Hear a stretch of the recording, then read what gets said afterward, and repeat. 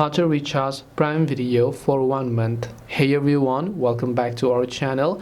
In this video I will guide you on how you can recharge your Prime Video for 1 month, so make sure to watch the video till the end. Now if you want to use Prime Video but only for 1 month, you don't want to use after that, now this process should be done manually, especially by you. You should be able to count the dates and then cancel the subscription after 1 month.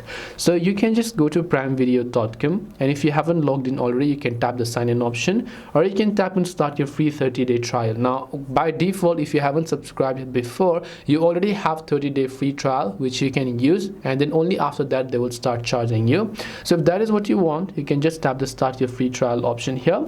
Go ahead and then log into your Amazon or Amazon Prime account if you haven't done so already. So you can go ahead, tap on the continue option, tap on continue, and go ahead and then also make sure to enter your password here. And after you have done that, you'll be taken to the page where you can simply enter your payment details and subscribe to Prime Video. Remember to just cancel the subscription after a month, otherwise they will still keep on charging you.